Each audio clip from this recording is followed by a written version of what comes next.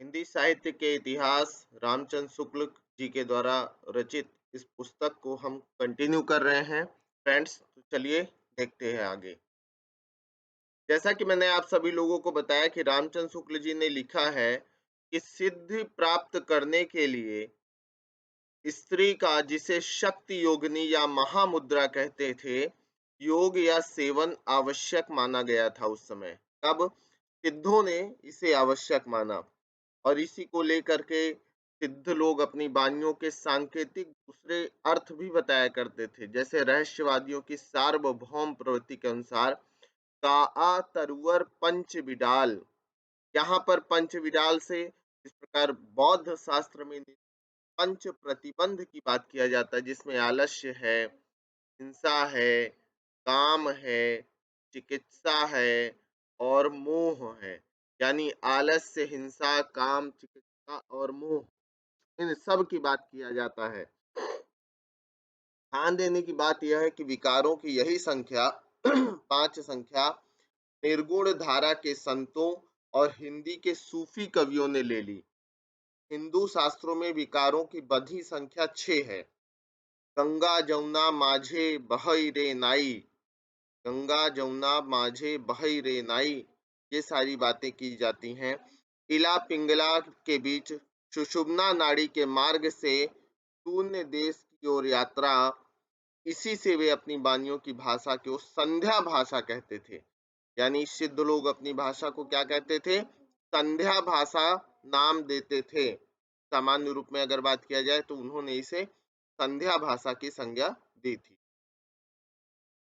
आगे चलते हैं।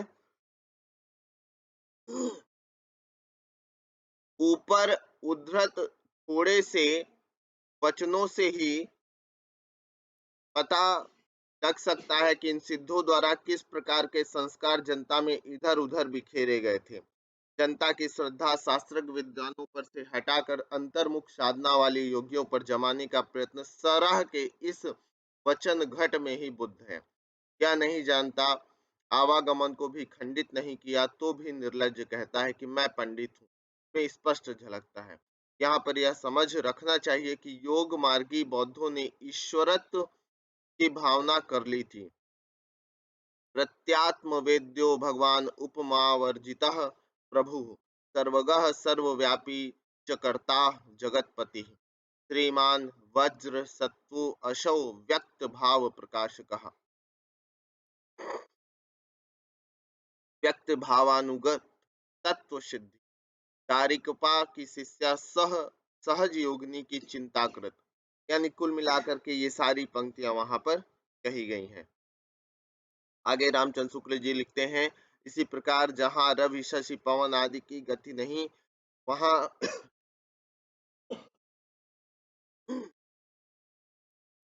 चित्त को विश्राम कराने का दावा ऋजु सीधे दक्षिण मार्ग को छोड़कर बंक टेढ़ा मार्ग ग्रहण करने का उपदेश भी दिया।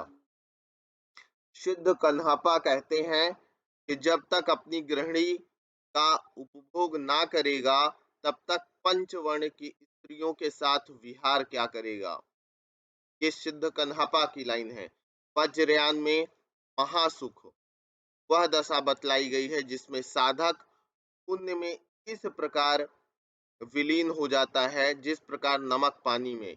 इस दशा का प्रतीक खड़ा करने के लिए युगनद्ध स्त्री पुरुष का आलिंगन जोड़ा भी की भावना की गई है।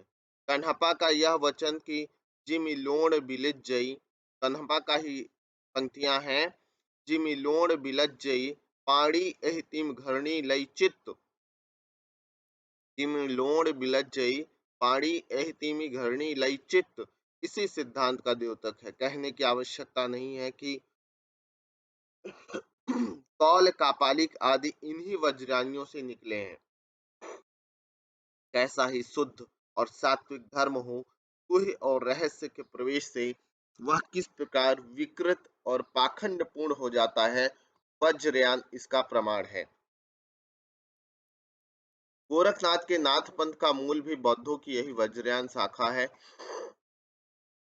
देखिए रामचंद्र शुक्ल जी लिख रहे हैं कि गोरखनाथ के नाथ पंथ का मूल भी बौद्धों की यही वज्रयान शाखा है। 84 सिद्धों में गोरखनाथ जिसे गोरक्षपा भी गिन लिए गए हैं। यह स्पष्ट है कि उन्होंने अपना मार्ग अलग कर लिया। योगियों की सिंधु शाखा ने वज्रयानियों के अश्लील और बीभत्स विधानों से अपने को अलग रखा। यद्यपि शिव शक्ति की भावना के कारण कुछ श्रृंगारमयी वाणी भी नाथपंथ के किसी किसी ग्रंथ जैसे शक्ति संगम के तंत्र में मिलती है। गोरख ने पतंजलि के उच्च लक्ष्य ईश्वर प्राप्ति को लेकर हठ योग का प्रवर्तन किया। यानी गोरख ने पतंजलि के उच्च लक्ष्य ईश्वर प्राप्ति के लेकर हठ योग का प्रवर्तन किया। तो हठ योग का प्रवर्तन कौन कर रहे हैं? गोरखनाथ। तो यहाँ हम देख रहे हैं कि गोरख ने पतंजलि के उच्च लक्ष्य ईश्वर प्राप्ति को लेकर हठ योग का प्रवर्तन किया। वज्रयानी सिद्धों का लीला क्षेत्र भारत का पूर्वी भाग था। गोरख ने अपने ग्रंथ का प्रचार देश के पश्चिमी भागों, राजपूताने और पंजाब में किया। पंजाब में नमक के पहाड़ों के बीच बालनाथ योगी का स्थान बहुत दिनों तक प्रसिद्ध रहा। जैसे कि पद्मावत में बालनाथ का टीला का वर्णन किया गया है, आया है। गोरखनाथ के समय का ठीक पता नहीं। राहुल सांकृत्यायन जी ने वज्रयानी सिद्धों की परंपरा के बीच उनका जो स्थान रखा है, उनके अनुसार उनका समय विक्रम की 10वीं शताब्दी आता है। उनका आधार वज्रयानी सिद्धों की एक पुस्तक रत्नाकर जोपम कथा है, जिसके अनुसार मीननाथ के पुत्र मत्स्येंद्र नाथ कामरूप के मछुआरे थे और चरपटीपा के शिष्य होकर सिद्ध हुए थे। यानी राहुल सांकृत्यायन जी ने क्या समय माना है गोरखनाथ का? तो आप सभी लोग ध्यान रखिएगा, उन्होंने सिद्धों की परंपरा लेकर के विक्रम की 10वीं शताब्दी माना है। पर सिद्धों की अपनी सूची में सांकृत्यायन जी ने मत्स्येंद्र को जलंधर का शिष्य लिखा है, जो परंपरा से प्रसिद्ध चला आ रहा है। गोरखनाथ के गुरु मत्स्येंद्र नाथ या मच्छंदर नाथ काफी ज्यादा प्रसिद्ध हैं। गोरखनाथ के गुरु कौन थे? मत्स्येंद्र नाथ या मच्छंदर नाथ। सांकृत्यायन जी ने मीननाथ या मीनपा को पालवंशी राजा देवपाल के समय में अर्थात संवत 900 के आसपास माना है। यह समय उन्होंने किस आधार पर स्थिर किया पता नहीं। यदि सिद्धों की उक्त पुस्तक में मीनपा के राजा देवपाल के समय में होने का उल्लेख होता तो वे उसकी ओर विशेष रूप से ध्यान आकर्षित करते। 84 सिद्धों के नामों में हेर फेर होना बहुत संभव है। हो सकता है कि गोरक्षपा और चौरंगीपा के नाम पीछे से जुड़ गए हैं और मीनपा से मत्स्येंद्र का नाम साम्य के अतिरिक्त कोई संबंध न हो। ब्रह्मानंद ने दोनों बिल्कुल अलग माना है। सरस्वती भुवनेश्वरी संदेह संदेह यह देखकर और भी होता है कि सिद्धों की नामावली में अब शब्द सिद्धों की जाति और देश का उल्लेख है, पर गोरक्ष और चौरंगी का कोई विवरण नहीं। अतः गोरखनाथ का समय निश्चित रूप से विक्रम की 10वीं शताब्दी मानते नहीं बनता। यानी कुल मिलाकर के राहुल सांकृत्यायन जी ने 10वीं शताब्दी माना है, लेकिन यह कि रामचंद्र शुक्ल जी उस पर संदेह व्यक्त करते हैं कि गोरखनाथ का समय विक्रम की 10वीं शताब्दी मानते नहीं बनता है। महाराष्ट्र संत ज्ञानदेव ने जो अलाउद्दीन के समय संवत 1358 में थे, कब अपने को गोरखनाथ की शिष्य परंपरा में कहा है। उन्होंने यह परंपरा इस क्रम से बताई है: आदिनाथ, मत्स्येंद्रनाथ, गोरखनाथ, गैनीनाथ, निवृत्तिनाथ और ज्ञानेश्वर। इस महाराष्ट्र परंपरा के अनुसार गोरखनाथ का समय महाराज पृथ्वीराज के पीछे आता है। नाथ परंपरा में मत्स्येंद्रनाथ के गुरु जलंधर नाथ माने जाते हैं। कोट के ग्रंथों में भी सिद्ध जलंधर आदिनाथ कहे गए हैं। सब बातों का विचार करने से हमें ऐसा प्रतीत होता है कि जलंधर ने सिद्धों से अपनी परंपरा अलग की और पंजाब की ओर चले गए। वहां कांगड़े की पहाड़ियों तथा स्थानों में रमते रहे। पंजाब का जलंधर शहर उन्हीं का स्मारक जान पड़ता है। नाथ संप्रदाय के किसी ग्रंथ में जलंधर को बालनाथ भी कहा है। नमक के पहाड़ों के बीच बालनाथ का टीला बहुत दिनों तक प्रसिद्ध रहा। मत्स्येंद्र जलंधर के शिष्य थे। नाथपंथियों की यह धारणा ठीक जान पड़ती। यानी कुल मिलाकर के बात किया जाए कि मत्स्येंद्र नाथ जो है जलंधर के शिष्य हैं। मीनपा के गुरु चरपटी नाथ हो सकते हैं, पर मत्स्येंद्र के गुरु जलंधर मीनपा के गुरु चरपटीनाथ हो सकते हैं, पर मत्स्येंद्र के गुरु जलंधर ही थे। सांकृत्यायन जी ने गोरख का जो समय स्थिर किया है वह मीनपा का राजा देवपाल का समसामयिक और मत्स्येंद्र का पिता मानकर। मत्स्येंद्र मीनपा से कोई संबंध न रहने पर उस समय मानने का कोई आधार। कुल मिलाकर के यहाँ बात करें तो गोरखनाथ जी का समय को लेकर के रामचंद्र के मन में जो विवाद है वो यहाँ पर चर्चा कर रहे हैं। और उन्होंने सिद्धों की संख्या 84 बताई, कितनी 84 सिद्ध बताए, और नाथों की संख्या 9 बताई, 9। अब भी नवनाथ और 84 सिद्ध लगातार कहे सुने जाते हैं। गोरक्ष सिद्धांत संग्रह में मार्ग प्रवर्तकों के नाम गिनाए गए हैं। इसमें गोरक्षनाथ गोरक्ष सिद्धांत संग्रह में इसमें आप देखते हैं तो नागार्जुन है, जड़ भरत है, हरिश्चंद्र, सत्यनाथ, भीमनाथ, गोरक्षनाथ, चरपट, जलंधर और मलयार्जुन। इन नामों में नागार्जुन, चरपट और जलंधर सिद्धों की परंपरा में भी हैं। नागार्जुन संवत 702 प्रसिद्ध रसायनी भी थे और नाथ पंथ में रसायन की सिद्धि है। नाथ पंथ सिद्धों की परंपरा से ही छटकर निकला है, इसमें कोई संदेह नहीं है।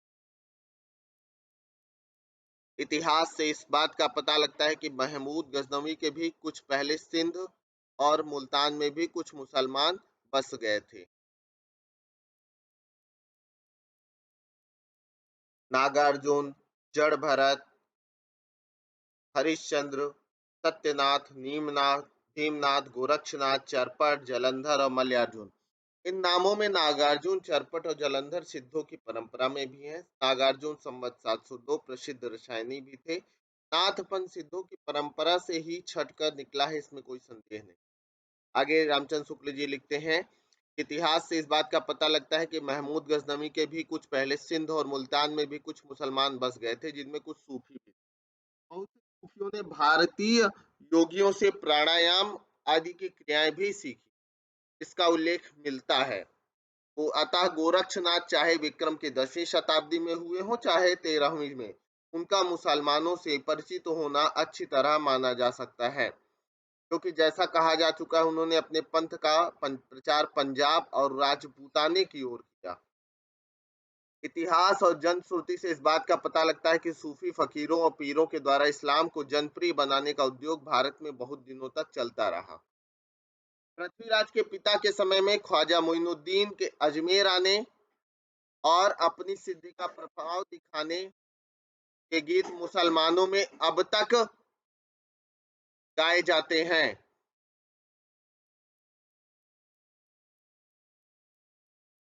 पृथ्वीराज के पिता के समय ख्वाजा मोइनुद्दीन के अजमेर आने और अपनी सिद्धि का प्रभाव दिखाने के गीत मुसलमानों में अब तक गाए जाते हैं। चमत्कारों पर विश्वास करने वाली भोली भाली जनता के बीच अपना प्रभाव फैलाने में इन पीरों और फकीरों को सिद्धों और योगियों से मुकाबला करना पड़ा, जिनका प्रभाव पहले से जमा चला आ रहा था। भारतीय मुसलमानों के बीच विशेषता सूफियों की परंपरा में ऐसी अनेक कहानियां चली जिनमें किसी पीर ने किसी सिद्ध या योगी को करामात में पछाड़ दिया। कई योगियों के साथ ख्वाजा मोइनुद्दीन का भी ऐसा ही करामाती दंगल कहा जाता है। कुल मिलाकर के बात करें तो उन्होंने एक बात यह कहने का प्रयास किया रामचंद्र शुक्ल जी ने कि गोरखनाथ जी का जो समय था वो तब का समय था जब आपके यहाँ पीर फकीर और मुस्लिमों का आगाज हो चुका था, वो आ चुके थे और अपना प्रचार प्रसार तेजी से सूफी फकीर और पीर कर रहे थे और इस्लाम को जनप्रिय बनाने का प्रयास कर रहे थे। गोरखनाथ की हठ योग साधना ईश्वरवाद को लेकर चली थी, अतः उसमें मुसलमानों के लिए भी आकर्षण था। यानी गोरखनाथ की हठ योग साधना की अगर बात किया जाए, ईश्वरवाद को लेकर चली थी, अतः उसमें मुसलमानों के लिए भी आकर्षण था। ईश्वर से मिलाने वाला योग हिंदुओं और मुसलमानों दोनों के लिए एक सामान्य साधना के रूप में आगे रखा जा सकता है। क्या बात गोरखनाथ को दिखाई पड़ी थी, उसमें मुसलमानों को अप्रिय मूर्ति पूजा और बहुदेवोपासना की आवश्यकता न थी, अतः उन दोनों के विद्वेष भाव को दूर करके साधना का एक सामान्य मार्ग निकालने की संभावना समझी थी। वे उसका संस्कार अपनी शिष्य परंपरा में छोड़ गए थे। नाथ संप्रदाय के सिद्धांतों ग्रंथों में ईश्वरोपासना के बाह्य विधानों के प्रति उपेक्षा प्रकट की गई है। घट के भीतर ही ईश्वर को प्राप्त करने पर जोर दिया गया है। वेद शास्त्र का अध्ययन व्यर्थ ठहराकर विद्वानों के प्रति अश्रद्धा प्रकट की गई है। तीर्थाटन आदि निष्फल कहे गए। योग शास्त्रम पठन नित्यम किमन्यः शास्त्र विस्तरैः न वेदो वेद इत्याहुर्वेदा वेदो निगद्यते परमात्मा विद्यते येन स वेदो वेद उच्यते न संध्या संधिरित्याहुः संध्याः संधिर्निर्पद्यते सुषुम्ना संधिगणः प्राणः सा संध्या संधिरुच्यते। अंतःसाधना के वर्णन में हृदय दर्पण कहा गया है, जिसमें आत्मा के स्वरूप का प्रतिबिंब पड़ता है। हृदयं दर्पणं यस्य मनस्त्र लोकयेत दृश्यते प्रतिबिंबेन आत्मरूपम सुनिश्चितम्। परमात्मा की अनिर्वचनीयता इस ढंग से बताई गई है। शिवम न जानामि कथम बदामि शिवम च जानामि कथम बदामि। इसके संबंध में सिद्ध लुहिपा भी कह गए हैं। भाव न होई अभाव न होई ऐस संबोहे को पति आई। नाद और बिंदु संज्ञाएं वज्रयान सिद्धों में बराबर चलती रही। गोरख सिद्धांत में उनकी व्याख्या इस प्रकार की गई है। नाथांसो नादो नादांसः प्राणः शक्त्यंसो बिंदु बिंदोरंसः शरीरम। गोरक्ष सिद्धांत संग्रह गोपीनाथ कविराज संपादित यह बात है। नाद और बिंदु के योग से जगत की उत्पत्ति सिद्ध और हठयोगी दोनों मानते हैं। तीर्थाटन के संबंध में जो भाव सिद्धों का था वही हठयोगियों का भी है। चित्त शोधन प्रकरण में वज्रयानी सिद्ध आर्यदेव कणेरिपा का वचन देखिए। प्रतरन्नपि गंगायां नैव श्वा शुद्धिर्महति तस्मार्धमर्ध्यां पुंसां तीर्थस्नानं तु निष्फलम्। धर्मो यदि भवेत् स्नानात् कैवर्तानां कृतार्थता नक्तं दिवं प्रविष्टानां मत्स्यादीनां तु का कथा। ये कणेरिपा का कथन है। जनता के बीच इस प्रकार प्रभाव क्रमशः ऐसे गीतों के रूप में निर्गुण पंथों संतों द्वारा आगे भी बराबर फैलाते रहे। जैसे गंगा के नहाए कहो को न तरिगे मछली न तरी जाको पानी में घर है। यानी कुल मिलाकर के ऐसी अद्भुत बातों से वो आकर्षित करते थे जनता। यहाँ पर यह बात ध्यान में रखना आवश्यक है कि 84 सिद्धों में बहुत से मछुए चमार धोबी डोम कहार लकड़हारे दर्जी तथा बहुत से शूद्र कहे जाने वाले लोग थे। अतः जाति पात के खंडन तो वे आप ही थे। नाथ संप्रदाय भी जब फैला तब उसमें भी जनता की नीची और अशिक्षित श्रेणियों के बहुत से लोग आए जो शास्त्र ज्ञान संपन्न न थे, जिनकी बुद्धि का विकास बहुत सामान्य कोटि का था, पर अपने को रहस्यदर्शी प्रदर्शित करने के लिए शास्त्रज्ञ पंडितों और विद्वानों को फटकारा ना वे जरूरी समझते थे। यानी कुल मिलाकर के बात किया जाए तो यहाँ पर आप देख रहे हैं कि 84 सिद्धों में कोई भी अगर बात कर रहे हैं तो धर्म और जाति से जुड़ा हुआ नहीं था। यानी जाति का अलगाव दिखता है, जाति पाति का खंडन दिखता है यहाँ पर। ये एक और आकर्षण का कारण रहा। नाथपंथ के जोगी कान की लौ में बड़े बड़े छेद करके स्फटिक के भारी भारी कुंडल पहनते थे, इससे कनफटे कहलाते थे। नाथपंथ के योगियों को कनफटा भी कहा जाता था। क्या कहा जाता था? कनफटा कहा जाता था। जैसे पहले कहा जा चुका है, इस पंथ का प्रचार राजपूताने और पंजाब में हुआ है। कहा? राजपूताने और पंजाब में हुआ है। अधिक रहा। अतः जब मत के प्रचार के लिए इस भाषा के भी ग्रंथ लिखे गए तब उधर ही प्रचलित भाषा का व्यवहार किया गया।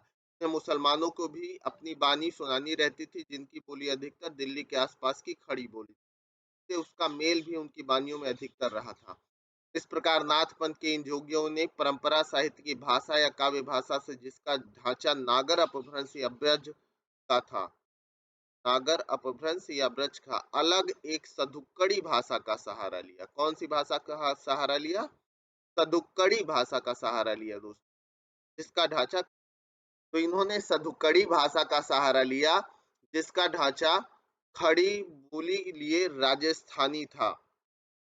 इसका नाथपंथियों का देश भाषा की इन पुस्तकों में पूजा, तीर्थाटन, हज, नमाज आदि का भी उल्लेख पाया जाए। इस प्रकार की एक पुस्तक है काफिर बोध। कौन सी पुस्तक है? काफिर बोध। नाथपंथ के उपदेशों का प्रभाव हिंदुओं के अतिरिक्त मुसलमानों पर भी प्रारंभ काल में ही पड़ा। बहुत से मुसलमान निम्न श्रेणी के ही सही नाथपंथ में आए। अब भी इस प्रदेश में बहुत से मुसलमान जोगी गेरुआ वस्त्र पहने, गुदड़ी की लंबी झुर्री लटकाए, सारंगी बाजा बजाकर कली में अमर राजा भरथरी के गीत गाते फिरते हैं और पूछने पर गोरखनाथ को अपना आदि गुरु बताते हैं। ये राजा गोपीचंद के भी गीत गाते हैं, जो बंगाल में चटिगांव के राजा थे, जिनकी माता मैनावती कहीं गोरख की शिष्या और कहीं जलंधर की शिष्या कही गई। यानी कुल मिलाकर के अगर बात किया जाए तो गोरख पंथ का प्रभाव मुस्लिम समुदाय में भी उस समय देखने को मिला। देश भाषा में लिखे गोरख पंथ की पुस्तकें गद्य और पद्य दोनों में है। विक्रम संवत 1400 के आसपास की रचना, इनमें सांप्रदायिक शिक्षा है। जो पुस्तकें पाई गई हैं जिनके ये नाम है: गोरख गणेश गोष्ठी, महादेव गोरख संवाद, गोरख जी की 17 कला, गोरख बोध, दत्त गोरख संवाद, योगेश्वर वही साखी, नरवई बोध, विराट पुराण, गोरख सार, गोरखनाथ की वाणी। ये सब ग्रंथ गोरख के नहीं, उनके अनुयायी शिष्यों के रचे गए हैं। गोरख के समय जो भाषा लिखने पढ़ने में व्यवहृत होती थी, उसमें प्राकृत या अपभ्रंश शब्दों का थोड़ा या बहुत मेल अवश्य रहता था। उपर्युक्त पुस्तकों में नरवई बोध के नाम नरपति में ही अपभ्रंश का आभास है। इन पुस्तकों में अधिकतर संस्कृत ग्रंथों के अनुवाद हैं। यह बात उनकी भाषा के ढंग से ही प्रकट होती है। विराट पुराण संस्कृत के वैराट पुराण का अनुवाद है। गोरख पंथ के ये संस्कृत ग्रंथ पाए जाते हैं: सिद्ध सिद्धांत पद्धति, विवेक मार्तंड, शक्ति संगम तंत्र, निरंजन पुराण, वैराट पुराण। हिंदी भाषा में लिखी पुस्तकें अधिकतर इन्हीं के अनुवाद या सार हैं। हाँ, साखी बानी में शायद कुछ रचना गोरख की हो। पद का एक नमूना देखिए, यानी रामचंद्र शुक्ल जी कह रहे हैं कि गोरख की नाथ की जो बानी है वो साखी और बानी जैसी पुस्तकों में दिखता है। स्वामी तुम्हें गुरु गोसाई, अम्हे जो शिव सबद एक बुझिबा, निरारंबे चेला कूण विधि रहे, सतगुरु होई सा पूछया कहे, अबधु रहिया हाटे बाटे, उस विरस की छाया, तजीबा काम क्रोध लोभ मोह संसार की माया। सिद्धों और योगियों का इतना वर्णन करके इस बात की ओर ध्यान दिलाना हम आवश्यक समझते हैं कि उनकी रचनाएं तांत्रिक विधान, योग साधना, आत्मनिग्रह, श्वास निरोध, भीतरी चक्रों और नाड़ियों की स्थिति, अंतर्मुख साधना के महत्व इत्यादि की सांप्रदायिक शिक्षा मात्र है। जीवन की स्वाभाविक अनुभूतियों और दशाओं से उनका कोई संबंध नहीं। यानी सिद्धों और योगियों का वर्णन करके कि इन्होंने कहा कि केवल रचनाएं तांत्रिक विधान, योग साधना, आत्मनिग्रह, श्वास निरोधी, भीतरी चक्रों, नाड़ियों की स्थिति, अंतर्मुख साधना इत्यादि की सांप्रदायिक शिक्षा मात्र, अतः वे शुद्ध साहित्य के अंतर्गत नहीं आते हैं। उनको उसी रूप में ग्रहण करना चाहिए जिस रूप में ज्योतिष, आयुर्वेद आदि के ग्रंथ हैं। उनका वर्णन केवल दो बातों के विचार से किया गया है। पहला बात यह है भाषा। सिद्धों की उद्धृत रचनाओं की भाषा देश भाषा मिश्रित अपभ्रंश या पुरानी हिंदी काव्य भाषा है। यह तो स्पष्ट है। उन्होंने भरसक उसी आधार पर लिखा। गुजरात राजपुताने ब्रजमंडल से लेकर बिहार तक लिखने पढ़ने की शिष्ट भाषा थी, पर मगध में रहने कारण सिद्धों की भाषा में कुछ पूर्वी प्रयोग जैसे भैले बुड़ीली मिले हुए हैं। पुरानी हिंदी की व्यापक काव्य भाषा ढांचा तौर सेनी प्रसूत अपभ्रंश अर्थात ब्रज और खड़ी बोली पश्चिमी हिंदी का था। वही ढांचा हम उद्धृत रचनाओं के हैं: जो सो मारिया पैठो जा किज्जत करंत जावे, जब तक ताब तब तक मई कोई इत्यादि। यानी कुल मिलाकर के यहाँ पे पूर्वीपन दिखाई देता है और ब्रज और खड़ी बोली पश्चिमी का रूप दिखाई देता है। ये प्रयोग मागधी प्रसूत पुरानी बंगला के नहीं, सौर सोनी प्रसूत पुरानी पश्चिमी हिंदी के हैं। सिद्ध कन्हप्पा की रचनाओं को यदि हम ध्यानपूर्वक देखें तो ये एक बात साफ झलकती है, वह यह कि उपदेश की भाषा तो पुरानी टकसाली हिंदी काव्य भाषा है, पर गीत की भाषा पुरानी बिहारी या पूर्वी बोली मिली है। यही भेद हम आगे चलकर कबीर की साखी रमैनी गीत भाषा में देखते हैं। साखी की भाषा तो खड़ी बोली राजस्थानी मिश्रित सामान्य भाषा सधुकड़ी है, पर रामायणी के पदों की भाषा में काव्य की ब्रजभाषा और कहीं-कहीं पूर्वी बोली भी है। सिद्धों में सरह सबसे पुराने अर्थात विक्रम संवत 690 के हैं, अतः हिंदी काव्य भाषा के पुराने रूप का पता हमें विक्रम की 7वीं शताब्दी के अंतिम चरण में लगता है। यानी एक चीज इनका सिद्धों का वर्णन करने के पीछे मुख्य कारण रामचंद्र शुक्ल जी मानते हैं भाषा को, और दूसरा प्रमुख कारण मानते हैं सांप्रदायिक प्रवृत्ति और उसके संस्कार की परंपरा को। इसी चीज को लेकर के उन्होंने यहाँ पर ये सारी चीजें उद्धृत की हैं, के बारे में बातें बताई हैं, एग्जाम्पल दिया है, यानी सांप्रदायिक प्रवृत्ति और उसके संस्कार की परंपरा को, और पहला भाषा को आधार बनाया है। आगे चलते हैं। उन्होंने अतः धर्म संबंधी रचनाओं को छोड़कर अब हम सामान्य साहित्य की जो कुछ सामग्री मिलती है उसका उल्लेख उनके संग्रहकर्ता और रचयिताओं के क्रम से करते हैं। पहला इन्होंने जैन आचार्य हेमचंद्र की बात की। क्या बात किया है? जैन आचार्य हेमचंद्र की बात कही है। गुजरात के सोलंकी राजा सिद्धराज जय सिंह संवत 1150 से 1199 और उनके भतीजे कुमारपाल संवत 1199 से 1230 के यहाँ इनका बड़ा मान। ये अपने समय के सबसे प्रसिद्ध जैन आचार्य थे। कौन? हेमचंद्र। इन्होंने एक बड़ा भारी व्याकरण ग्रंथ सिद्ध हेमचंद्र शब्दानुशासन, क्या? सिद्ध हेमचंद्र शब्दानुशासन सिद्धराज के समय में बनाया, जिसमें संस्कृत, प्राकृत और अपभ्रंश तीनों का मिश्रण है। संस्कृत, प्राकृत प्राकृत और अपभ्रंश तीनों का समावेश किया। अपभ्रंश के उदाहरणों में इन्होंने पूरे दोहे या पद्य उद्धृत किए हैं, जिसमें से अधिकांश इनके समय से पहले के हैं। कुछ दोहे देखिए, हेमचंद जी के दोहे देखिए।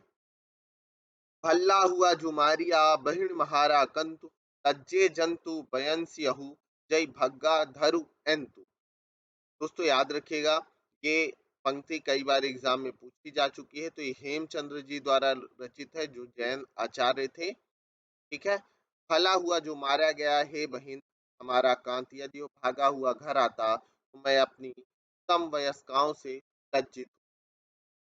जय सोना अवई दुई घरु काई अहो मुह तुझ, बयणु ज ठंडई तऊ सही ए तो प्यू हुई न मुझ। हे दूती, यदि वह घर नहीं आता तो तेरा क्यों अधोमुख है? हे सखी, तो तेरा वचन खंडित करता। श्लेष से दूसरा अर्थ है तू तो तेरे मुख पर चुंबन द्वारा छत करता, वह तेरा प्रिय नहीं।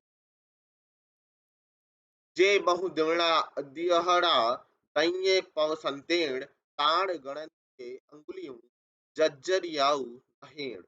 तो दिन या अवधि सहित अर्थात प्रिय ने प्रवास जाते हुए मुझे दिए थे, नक्श से गिनते गिनते मेरी उंगलियां जर्जरित हो गईं। ये संगमिकौ निदड़ी यहु परे कहु केव, मई बिन्निवि बिन्नासिया निदन एव न तेव। के संगम में नींद कहाँ और प्रिय के परोक्ष में भी क्यों करावे। मैं दोनों प्रकार से विनाशता हुई, ना यो नींद ना त्यों। ठीक है। यानी कुल मिला अपने व्याकरण के उद्धरणों के लिए हेमचंद ने पट्टी के समान दृश्य द्वयाश्रय काव्य की भी रचना की। हेमचंद्र ने भट्टी के समान स्वाश्रय काव्य की रचना की, जिसके अंतर्गत मारपाल रचित नामक एक प्राकृत काव्य भी है। इस काव्य में भी अपभ्रंश के पद्य रखे गए हैं। तो आपको याद रखना है कि हेमचंद्र द्वारा रचित आपका शब्दानुशासन है, जिसमें संस्कृत, प्राकृत, अपभ्रंश तीनों चीजें दिखाई पड़ती हैं। अगला है सोमप्रभ सूरि। ये भी जैन पंडित थे।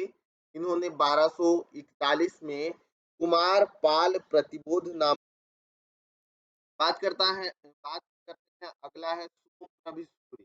ये भी जैन पंडित थे। इन्होंने संवत 1241 में कुमार पाल प्रतिबोध नामक एक गद्य पद्यमय संस्कृत प्राकृत काव्य लिखा, जिसमें समय समय पर हेमचंद्र द्वारा कुमार पाल को अनेक प्रकार के जाने की कथाएं लिखी। यह ग्रंथ अधिकांश प्राकृत में ही है। बीच बीच में संस्कृत श्लोक और अपभ्रंश के दोहे आए हैं। अपभ्रंश के पद्यों में कुछ तो प्राचीन है और कुछ सोमप्रभ और पाल कवि के बनाए हैं। प्राचीन में से कुछ दोहे दिए जाते हैं। रावण जायउ जहि दियहि, तह मुँह एक शरीर, चिंता बिय तैयहि, चणनि कंवरु पियावों खीर। जिस दिन 10 मुँह एक शरीर वाला रावण उत्पन्न हुआ, तभी माता चिंतित हुई कि दूध किसमें पिलाऊं। देश विसिठ्ठई पारियउ, जय मनोहर गत, गंगा जल पखालियउ, तुणीह की हुई पवित्र। वेश विशिष्टों को वारिये अर्थात बचाइए, यदि मनोहर गात्र हो तो भी गंगा जल से धोई कुतिया क्या पवित्र हो सकती है। ये हं चक्कीय तैलु दृढ़ तुह विरह विरहग्य किलंत, थोड़ई जल जिमि मच्छलिय तल्लो विलि करंत। हे प्रिय, मैं सारे दिन तेरी विरहाग्नि में वैसे ही कड़कड़ाती रही जैसे थोड़े जल में मछली तलबेली करती है। जैनाचार्य मेरुतुंग, इन्होंने संवत 1361 में प्रबंध चिंतामणि नामक एक संस्कृत ग्रंथ भोज प्रबंध के ढंग का बनाया, जिसमें बहुत से पुराने राजाओं के आख्यान संग्रहित किए हैं। इन्हीं आख्यानों के अंतर्गत बीच बीच में अपभ्रंश के पद भी उद्धृत हैं, जो बहुत पहले से चले आते थे। कुछ दोहे तो राजा भोज के चाचा मुंज के कहे हुए हैं। मुंज के दोहे अपभ्रंश या पुरानी हिंदी के बहुत ही पुराने नमूने कहे जा सकते हैं। मुंज ने जब तैलंग देश पर चढ़ाई की थी, तब वहां के राजा तैलप ने उसे बंदी कर लिया था और रस्सियों से बांधकर अपने यहाँ ले गया था। वहां उसके साथ तैलप की बहन से प्रेम हो गया था। इस प्रसंग के दोहे देखिए। झाली तुट्टी किम न मुऊ, किम न हुए सरपुंज, हिंदई दोरी बंधियो, चिम मंकड़ तिम मुंज। टूट पड़ी हुई आग से क्यों न मरा, छार पुंज क्यों न हो गया, जैसे डोरी में बंधा बंदर वैसे घूमता है मुंज। मुंज भणई मुड़ाल वही, जुब्बण गयों न झू, जय शक्कर सैखंड थी। मुंज कहता है, हे मृणालवती, गए हुए यौवन को न पछता, यदि शर्करा के 100 खंड हो जाए तो यह छूटी हुई ऐसी ही रहेगी। जामति पच्छई संपज्जई, तामति पहली हुई, मुंज भणई मुड़ाल वई, विघन बेढ़ई कोई। जो मति या बुद्धि पीछे प्राप्त होती है, यदि पहले हो तो मुंज कहता है, हे मृणालवती, विघ्न किसी को ना घेरे। कुल मिलाकर के इन पंक्तियों पर उन्होंने यह बात बताई है। ठीक है, आगे अगला है विद्याधर। कौन? विद्याधर।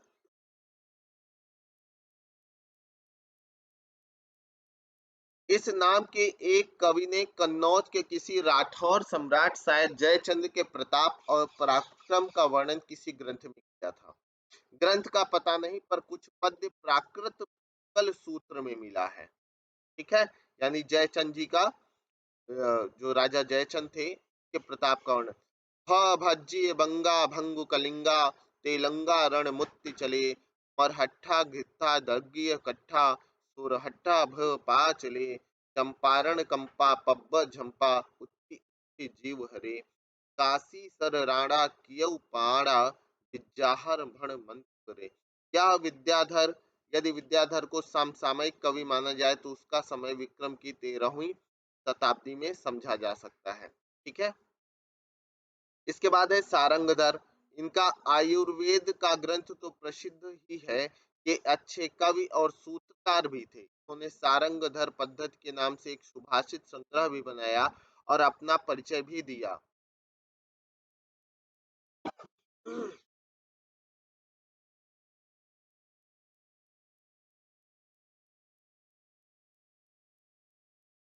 रणथंभौर के सुप्रसिद्ध वीर महाराजा हमीरदेव के प्रधान सभासदों में राघव देव थे। उनके भोपाल, दामोदर और देवदास ये 3 पुत्र थे।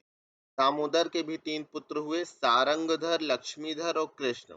हमीरदेव संवत 1357 में अलाउद्दीन की चढ़ाई में मारे गए थे। अतः सारंगधर का ग्रंथों के समय उक्त संवत के कुछ विक्रम की 14वीं शताब्दी के अंतिम चरण में मानना चाहिए। तारंगधर पद्धति में बहुत से साबर मंत्र और भाषा चित्रकाव्य दिए गए हैं, जिनमें बीच बीच में देश भाषा के काव्य हैं। उदाहरण के लिए श्री मल्लदेव राजा की प्रशंसा में कहा हुआ यह श्लोक देखिए। नूनम बादलम छाई खेह पसरी निह प्राण शब्द खरह शत्रुम पाड़ी लुटाड़ी तोड़ हनिशौ भैवम भण भटा हे गर्भ भरा मघाली सहसों रे कंत मेरे कहे कंठे पाद निवेश जाह शरणम श्री मल्लदेव। यानी कुल मिलाकर के सारंग धर जो थे, उनका सारंगधर पद्धति में ये सारी बातें हैं। सारंगधर ने हमीर रासो नामक एक वीर गाथा काव्य की भाषा में रचना की। यह काव्य आजकल नहीं मिलता। के अनुकरण पर बहुत पीछे लिखा हुआ एक ग्रंथ हमीर रासो नाम का मिलता है। प्राकृत पिंगल सूत्र पढ़ते पढ़ते मुझे कुछ हमीर की पंक्तियां पद्य छंदों के उदाहरण मिले हैं। देखिए क्या है। ढोला मारिय ढिल्ली मह मुझिए मेच शरीर दुर जज्जला मत्तीवर चलिए वीर हमीर चलिए वीर हमीर पा भर मेणी कंपई दिगमगण अंधार धूलि सुरह आच्छाई है। कुल मिलाकर के वीर की कुछ पंक्तियां हैं जो पिंगल सूत्र प्राकृत पिंगल सूत्र में मिली। आगे इसी प्रकार से अगली पंक्ति का उन्होंने उल्लेख किया रामचंद्र शुक्ल जी ने और कुल बातें बताई हैं सारंगधर जी के बारे में। अपभ्रंश की रचनाओं की परंपरा यही समाप्त हो जाती है। यद्यप 50-60 वर्ष पीछे विद्यापति संवत 1460 में अगर बात किया जाए ने बीच बीच में देश भाषा के भी कुछ पद्य रख अपभ्रंश में 2 छोटी पुस्तकें लिखी हैं। उस समय तक अपभ्रंश का स्थान देश भाषा ले चुकी। प्रसिद्ध भाषा तत्वविद सर जॉर्ज ग्रेसन जब विद्यापति के पदों का संग्रह कर रहे थे, उस समय उन्हें पता लगा कि कीर्तिलता और कीर्ति पताका नाम की प्रशस्त संबंधी 2 पुस्तकें भी उनकी लिखी, पर उस समय इसमें से किसी का पता न चला। कई दिन हुए महामहोपाध्याय पंडित हर प्रसाद शास्त्री नेपाल गए थे। वहां राजकीय पुस्तकालय की एक प्रति मिली, जिसकी नकल उन्होंने ली। इस पुस्तक में तिरहुत के राजा कीर्ति सिंह की वीरता, उदारता, गुणग्राहकता आदि का वर्णन है। बीच में कुछ देश भाषा के पद्य रखे हुए। अपभ्रंश की भाषा दोहा, चौपाई, छप्पय, छंद, गाथा आदि छंदों में किया गया है। इस अपभ्रंश की विशेषता यह है कि यह पूर्वी अपभ्रंश है। इसमें क्रियाओं आदि के बहुत रज्ज लुद्ध असलान बुद्धि बिक्कम बले हारल पास बईस वासी राय कैनेसर मारल मारंत राय रणलुरोल पड़ु मेन हा हा सद हुआ। ये सारी पंक्तियां उसमें दी गई हैं। दूसरी विशेषता विद्यापति के अपभ्रंश की यह है कि प्रायः देश भाषा या कुछ अधिक लिए हुए है और उसमें तत्सम संस्कृत शब्दों का वैसा बहिष्कार नहीं है। तात्पर्य यह है कि वह प्राकृत की रूढ़ियों से उतना अधिक बंधी नहीं, उसमें जैसा इस प्रकार का टकसाली अपभ्रंश है। पुरी सत्येण पुरिशौ नहीं पुरिशौ जम मत्तेन जलदानेन हु जलौ न हु जलौ पुंजियो धूमो। कुल क्या सारी विद्यापति की पंक्तियां हैं। कतहु तुरुक भर कर बार जाए ते बिगार धर धरि आने बाभन बरुआ मथा चढ़ावई गाय का चुरुआ हिंदू बोले दूर निकार छूटो तुका भक्ति मार। अपभ्रंश की कविताओं के जो नए पुराने नमूने अब दिए जा चुके हैं, तो इस बात का ठीक अनुमान हो सकता है। काव्य भाषा प्राकृत की रूपों से कितनी बंधी हुई चलती रही, बोलचाल के तत्सम संस्कृत शब्दों का पूरा बहिष्कार उसमें पाया जाता है। कार नगर विद्यावचन ऐसे प्रचलित शब्द भी वार नौर विद्या वर्ण बनाकर ही रखे जाते थे। जास उतास ऐसे रूप चाल से उठ जाने पर भी पोथियों में बराबर चलते रहे। विशेषण विशेष के बीच विभक्तियों का समानाधिकरण अपभ्रंश काल में कृदंत विशेषणों से बहुत कुछ हुआ था। कुल मिलाकर के अंत में रामचंद्र शुक्ल जी इसमें यह कहते हैं कि ध्यान देने बात यह भी लक्षित होगी कि ज्यों-ज्यों काव्य भाषा देश भाषा की ओर अधिक प्रवृत्त होती गई, त्यों-त्यों तत्सम संस्कृत रखने में संकोच भी घटता गया। सारंगधर के पद्यों और कीर्तिलता में इसका प्रमाण ने कहा है मिलता है। तो यह आपका आदिकाल का प्रकरण 1 और 2 समाप्त हुआ। अगले खंड के साथ शुरुआत करते हैं। Bye bye, good luck.